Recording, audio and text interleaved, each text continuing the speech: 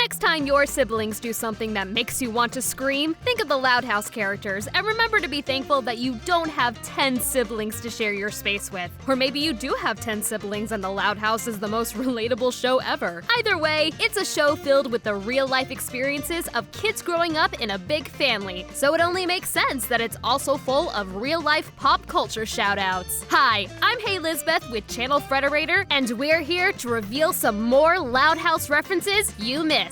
Here we go!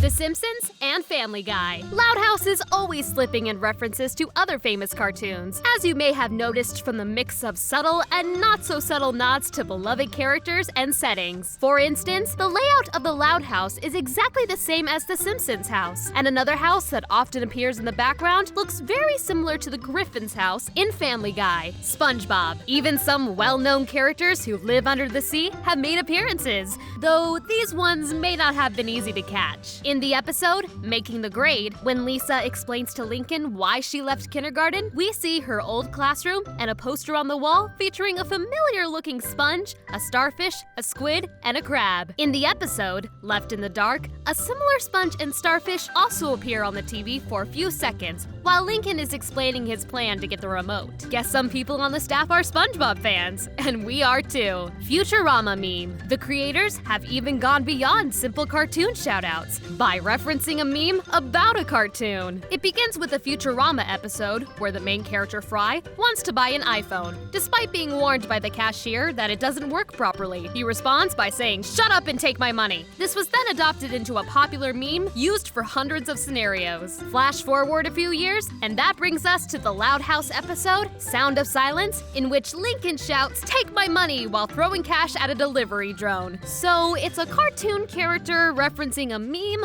referencing a cartoon character. Are you still with me? More classic rock references. We mentioned some in our previous Loud House reference video, but thanks to Luna Loud, the show is still packed full of musical shoutouts, especially if you're a classic rock fan, so we had to check out some more. There must be an AC/DC fan in the Loud House creative team because they're actually referenced more than any other band. Did you notice that in the episode Butterfly Effect, Luna posts a song called Highway to Hello on her site, referencing another famous AC/DC song? Another reference may have taken a more trained ear to catch. In the Season 2 episode, Party Down, Lori's attempts to throw a sophisticated birthday party are thwarted by her siblings, including Luna, who plays the beginning guitar riff from the song Let There Be Rock before Lori cuts her off for making too much noise. Aside from AC/DC, Luna is always quoting classic lines from her favorite band's songs, including lines from School's Out by Alice Cooper in Link or Swim, from I Forgot the Law by The Clash in For Bros About to Rock, and from All You Need Is Love by The Beatles in Hand Me Downer. In fact, there could be a whole list just for all the songs Luna mentions. Of course, we can't forget about Mick Swagger, Luna's rock star idol who first appears in For Bros About to Rock, and whose name and appearance were inspired by none other than Rolling Stones member Mick Jagger. It's not often Luna talks about music outside her favorite genre, which is obviously rock. But in the episode For Bros About to Rock, she does make a quick reference to rap, or one rapper in particular. While trying to write a killer song to impress Mick Swagger, she uses the phrase YOLO, meaning you only live once. The term originally appeared in 2011 in Drake's song The Motto. Dancing references. Lincoln and his sisters are never afraid to bust a move, often using tricks you might recognize. In Cover Girls, Luann and Lenny can be seen trying their hand at the famous Macarena dance. In the episode Get the Message, Lincoln is in the middle of a video game when he mentions twerking while talking to the screen and gets on the table to do the move. If you haven't heard of it, twerking is a dance craze involving shaking your rear end pretty much as fast as you can. Movie references in episode titles. Loud House has continued its tradition of using clever puns in their episode titles, and we've continued our tradition of checking them out.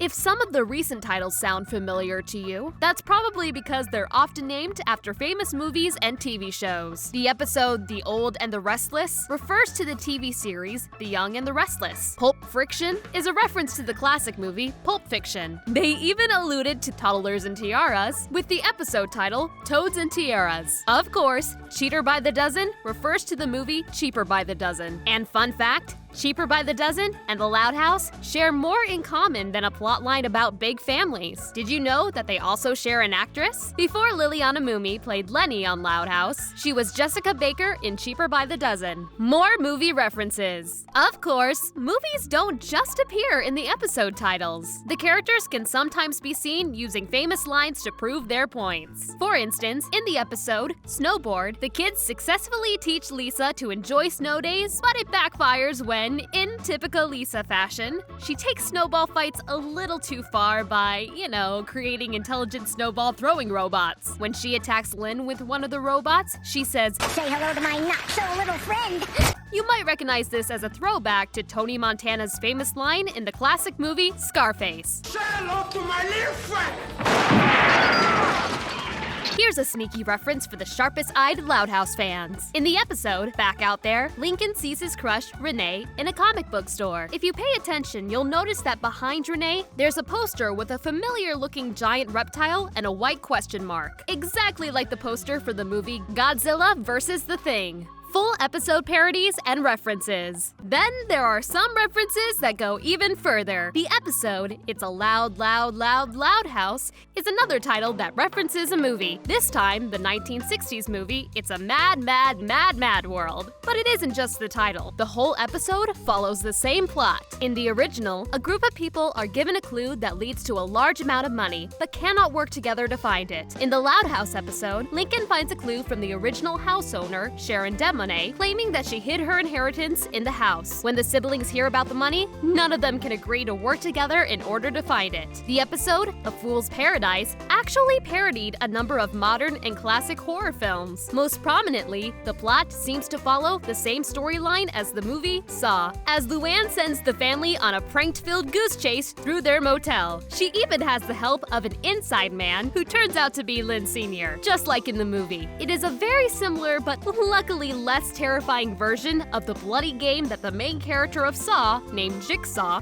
makes his victims play in the movie. Other nods to famous horror films include the inflatable clown that looks similar to Stephen King's It, which first appeared in his novel and then in a movie, as well as the motel the family stays at, which is called the Butts Motel. The motel is similar in look and name to the Bates Motel from the classic film Psycho, which also appears in the Netflix show called Bates Motel. Miscellaneous. Speaking of It's a Loud, Loud, Loud, Loud House, Lucy uses a talking board, or what you may know as an Ouija board, to try and contact Sharon Demonet's spirit while all the kids scramble to find the hidden inheritance. While it may not have helped in this case, Ouija boards appear all over pop culture in television and film. And if you don't know what they are, consider yourself lucky, as they often appear as the subject of horror movies. Remember the time before you could spend unlimited hours surfing the internet every day, when people used to entertain themselves with board games? It's nice to see that the Loud House creators still appreciate this traditional form of entertainment, as some classic board games made a cameo in the episode Winner Takes All. Of course, you couldn't talk about board games without mentioning Monopoly. At the beginning of the episode, Lynn wins at a game that looks very similar to the classic property tournament that is Monopoly. Later, Lana references a game with a similar premise as Operation. Lola suggests they play Pretty Pretty Pageant Queen, which we can only assume is a throwback to the game Pretty Pretty Princess. All of our faves in one episode. It probably wouldn't surprise you to hear that the show's creator, Chris Savino, was inspired by newspaper comics when creating the show, considering the title card for each episode is styled like a comic strip. But did you know that the Loud Pets are named after his favorite comic artists who inspired him? Their dog Charles is named after Peanuts creator Charles M. Schultz, and his design was also inspired by two dogs in Cliff Sturrett's comic strip, Dot and Dash. The family cat, Cliff,